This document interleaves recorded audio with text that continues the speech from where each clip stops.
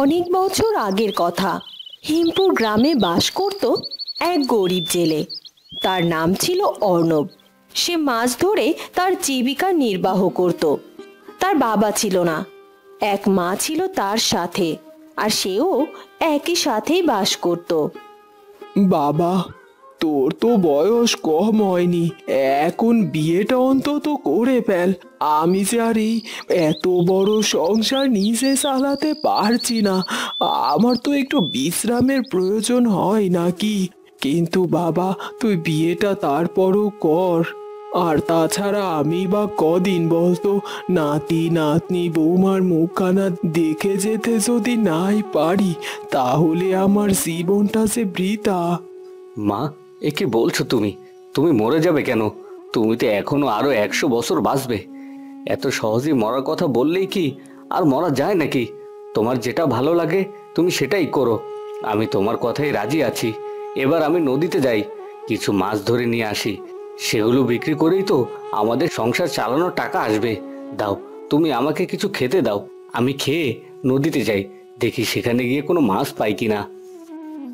আচ্ছা বাবা, তাহলে হাত মুখ ধুয়ে আয়, আমি তোকে খেতে দিচ্ছি। তুই খেয়ে দিয়ে যাস কেমন? আর আমার তাহলে কিন্তু সেই কথাই রইলো, আমি তোর জন্য মেয়ে দেখতে শুরু করছি। পরে আবার বলিস না যেন কাউকে পছন্দ হয়নি। যদি তোর কাউকে আগে থেকে পছন্দ হয়ে থাকে, সেটাও কিন্তু তুই আমাকে বলতে পারিস। না মা, আমার কাউকে পছন্দ নেই। তুমি যাকে পছন্দ করে আমার জন্য নিয়ে আসতে চাও তুমি নিয়ে আসতে পারো। এবার দাও তো, তুমি আমাকে কিছু খেতে দাও। আস্তে আস্তে তো আর বেলা কম হলো না, আমাকে তো আবার নদীতেও যেতে হবে মাছ ধরতে। এরপর অর্ণবের মা অর্ণবকে খেতে দেয়, আর খাবারগুলো খেয়ে অর্ণব বাড়ি থেকে বেরিয়ে পড়ে।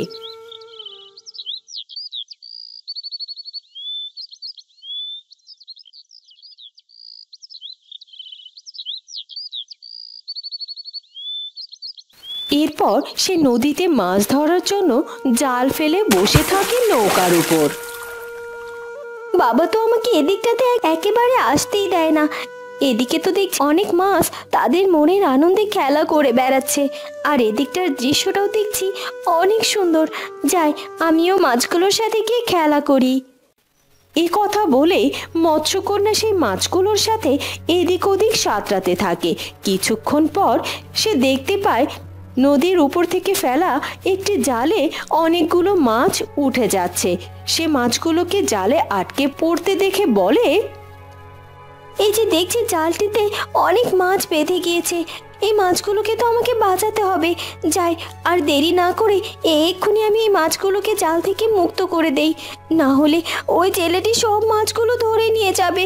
যাই, আর দেরি করব না, এক্ষুনি আমি মাছগুলোকে জাল থেকে মুক্ত করব। এরপর মৎস্যকন্যা জাল থেকে সব মাছগুলোকে মুক্ত করে দেয় এবং মাছগুলোর সাথে আবারও এদিকে ওদিকে সাঁতরিয়ে বেড়াতে থাকে। কিছুক্ষণ পর অর্ণব তার জালটি নদীর পানি থেকে তোলে, আর তখন সে জালে একটি মাছও উঠতে না দেখে অবাক হয়ে যায়। আজ মনে হয় নদীতে মাছ একটু কম আছে, যার কারণে একটি মাছও আমার জালে ওঠেনি। আমি আজকের মতো বাড়িতে চলে যাই, কালকে আবার আসবো ক্ষণ। যাই, বাড়ি গিয়ে দেখি ওদিকে মা কি করছে। জালে মাছ না উঠায় অর্ণব বাড়িতে ফিরে যায়। কি রে বাবা, এমন মন খারাপ করে আছিস কেন? কি হয়েছে তোর? আজ জালে কি মাছ ওঠেনি? হ্যাঁ মা, আজ জালে একটাও মাছ ধরা পড়েনি। আমি সে কখন থেকে নদীতে জাল ফেলে বসেছিলাম, কিন্তু অনেকক্ষণ পরে যখন আমি জালটি পানি থেকে উঠাই, তখন আমার জালে একটি মাছও ধরা পড়েনি। আজ হয়তো নদীতে এই পাশটাতে মাছটা একটু কম ছিল, যার কারণে একটা মাছ আমার জালে ওঠেনি মা। মন খারাপ করিস না বাবা, মাছ ওঠেনি তাতে কি হয়েছে? কাল দেখবি ঠিকই তোর জালে অনেক মাছ উঠবে। এখন আর এসব নিয়ে ভাবিস না তো, হাত মুখ ধুয়ে আয়, তোকে খেতে দিচ্ছি বাবা। হ্যাঁ মা, মন খারাপ করে থেকে আর কি করব? তুমি বরং আমাকে কিছু খেতে দাও, আমি সেগুলো খেয়ে একটু বিশ্রাম নেই।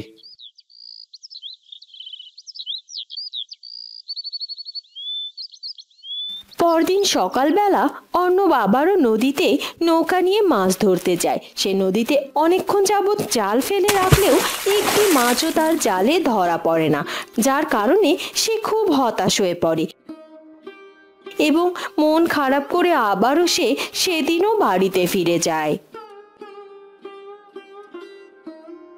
মা, আজও তো একটি মাছও আমার জালে ওঠেনি। এমন ভাবে চলতে থাকলে তো কিছুদিনের ভিতরেই আমাদের ঘরে থাকা সকল খাবার ফুরিয়ে যাবে এবং আমরা নতুন করে খাদ্য কিনতেও পারবো না। এমন করে আর কদিন বা চলবে বলো? নদীতে তো দেখছি একেবারেই মাছ নেই।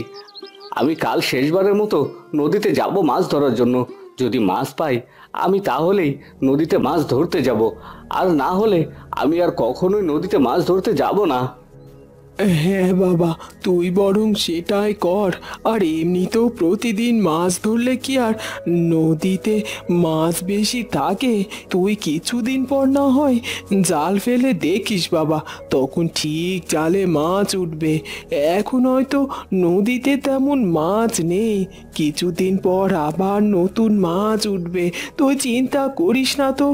আর আমি তোর জন্য মেয়ে দেখছি, কিন্তু ভালো মেয়ে পাচ্ছি না। তুই একটু দেখ না, ভালো কোনো মেয়ে তোর খোঁজে আছে কি না। মা, এমনিতে এখন জালে একটাও মাছ ধরা পড়ছে না, আর তুমি এখন বিয়ের ব্যাপারটা নিয়ে পড়ে আসো। এ কথা বলে অর্ণব ভেতরে চলে যায়। ওদিকে মৎস্যকন্যা প্রতিদিনই নদীর পাড়ে আসে এবং মাছেদের সাথে খেলা করতে থাকে। একদিন অর্ণব নৌকা নিয়ে নদীতে আসে মাছ ধরার জন্য। সে নদীতে জাল ফেলতেই তার জালে মৎস্যকন্যা আটকে পড়ে এবং মৎস্যকন্যা বলতে থাকে, বাঁচাও বাঁচাও, কেউ আমাকে বাঁচাও, আমি যে জেলের জালে আটকে পড়েছি, আমাকে কেউ বাঁচাও। তার আশেপাশে কোনো মৎস্যকন্যা না থাকায় তাকে কেউ বাঁচাতে আসে না। আর অর্ণব তার জালটি টেনে ওঠাতে গিয়ে বলে, আজ তো মনে হচ্ছে জালে অনেক মাছ ধরা পড়েছে। তাহলে তো মায়ের কথাই সত্যি হয়েছে। কিছুদিন আগে হয়তো নদীতে সব মাছ কমে যাওয়ার কারণে আমার জালে মাছ ধরা পড়েনি। এখন আবার নতুন করে নদীতে মাছ জন্ম নেয় আমার জালে এতগুলো মাছ বেঁধেছে। অনেক কষ্ট হচ্ছে আমার এই জালটি টেনে উঠাতে। তার মানে আমার জালে আজ অনেক মাছ ধরা পড়েছে। এ কথা বলে অর্ণব তার জালটি খুব কষ্ট করে পানি থেকে উঠিয়ে ফেলে। আর জালটি পানি থেকে ওঠাতে সে অবাক হয়ে যায়। সে দেখতে পায় তার জালে একটি মেয়ে আটকা পড়ে আছে। আর ভালো করে দেখে সে বুঝতে পারে আসলে সে কোনো মেয়েই না, সে একটা মৎস্যকন্যা। সে তখনই তার জালটি টেনে বের করে ফেলে এবং তাকে বলে, মৎস্যকন্যা, তুমি ভয় পেও না, আমি তোমার কোনো ক্ষতি করব না। তবে তার আগে তুমি বলো তো, তুমি নদীর এই দিকটাতে কি করছো? আমি তো শুনেছি মৎস্যকন্যারা নদীর একেবারে তলদেশে থাকে, তারা কখনোই নদীর কূলে আসে না। তবে তুমি এখানে কি করছিলে? আসলে আমাদের মৎস্যকন্যাদের আদেশ দেওয়া আছে আমরা যেন কখনোই নদীর তলদেশ থেকে উপরে না উঠে আসি, কিন্তু আমার অনেক ইচ্ছা ছিল নদীর উপরে আসার আর নদীর উপরে কি হয় সেসব দেখার। আমি নদীর কূলে আসি আর এখানে এসে দেখতে পাই যে অনেক মাছ এখানে খেলা করছে, তাই আমি তাদের সাথে এদিক ওদিকে সাঁতরিয়ে খেলা করে বেড়াচ্ছিলাম। তখন আমি দেখি একটা জালে অনেক মাছ আটকে পড়েছে। আমি আর সেই জালটি থেকে মাছগুলোকে মুক্ত করে দেই। তারপরে আমি এরকম আরও কয়েকবার করি, মাছগুলোকে মুক্ত করে দিই সেই জাল থেকে। আর তাছাড়া আমি আজও ভেবেছিলাম যে কেউ যদি জাল ফেলে তাহলে সেই মাছগুলোকে মুক্ত করে দেব, কিন্তু আমি এটা বুঝতে পারিনি তুমি হঠাৎ করে এভাবে জাল ফেলবে আর আমি তোমার জালে আটকে যাব আর তুমি আমাকে এখানে নিয়ে এসেছো। ও, তাহলে এই ব্যাপার। সেই জন্যই তো বলি আমার জালে কেন মাছ ধরা পড়ে না। তাহলে তো তোমাকে আমি আর ছেড়ে দেব না। তুমি যে আমার জাল থেকে সব মাছগুলো মুক্ত করে দিয়েছো, যার কারণে আমি এতদিন 1 টাকারও মাছ বিক্রি করতে পারিনি। এখন বলো কি করব তোমার সাথে? আমি তো ভাবছি তোমাকে বাড়িতে নিয়ে যাব, তোমাকে আমার বউ বানাবো। না না না, আপনি এমনটা করবেন না, আমাকে আপনি ক্ষমা করে দিন। আর কখনোই আপনার জাল থেকে আমি মাছগুলো মুক্ত করে দেব না। তারপরও আপনি আমাকে আপনার বাড়িতে নিয়ে যাবেন না। আমার বাবা মা আমার জন্য অনেক চিন্তা করছে। আপনি আমাকে দয়া করে যেতে দিন এখান থেকে। না না, তুমি ভেবো না আমি তোমাকে ছেড়ে দেব। আমি এমনিতেই তোমার সাথে মজা করছিলাম। তোমাকে যে আমার ছেড়ে দিতেই হবে, কারণ আমি যে তোমাকে ভালোবেসে ফেলেছি। যদি তুমি কিছু না মনে করো তাহলে আমি তোমাকে একটা কথা বলতে চাই। বলুন, কি বলতে চান? তোমার যদি অমত না থাকে তাহলে আমি সত্যিই তোমাকে বিয়ে করতে চাই। তুমি কি আমাকে বিয়ে করবে? এটা কি করে সম্ভব? আমার বাবা আমাকে কখনোই মানুষের সাথে বিবাহ দেবে না, আর আমিও চাই না যে মানুষের সাথে বিবাহ করতে। তাই তুমি ভুলে যাও, আমি কখনোই তোমার সাথে বিবাহ করতে পারবো না। তুমি বোঝার চেষ্টা করো। আর আমি তো একটা মৎস্যকন্যা, আমার স্থান যে এই নদীর জলে। তাহলে তুমি এবার যেতে পারো মৎস্যকন্যা। মৎস্যকন্যা অর্ণবের কথা শুনে নদীতে ফিরে যায় এবং তার কক্ষে গিয়ে মন খারাপ করে বসে থাকে। তখন তার কক্ষে মৎস্যরাজও চলে আসে এবং মৎস্যকন্যাকে বলে, আমি শুনলাম তুমি নাকি মানুষের জালে ধরা পড়েছিলে। তোমাকে যে আমি এতবার করে বলেছিলাম তুমি নদীর উপর দিকটায় কখনো যাবে না, তাহলে তুমি কি কারণে নদীর উপরের দিকটাতে গিয়েছিলে তাই বলো আমাকে। বাবা, আমি বুঝতে পারিনি যে আমি এত বড় বিপদে পড়ে যাব, কিন্তু লোকটা অনেক ভালো ছিল, কারণ সে আমাকে যে ছেড়ে দিয়েছে আর সে আমাকে বলেছে সে নাকি আমাকে ভালোবাসে। আর আমি তো এতক্ষণ তার কথাই ভাবছিলাম।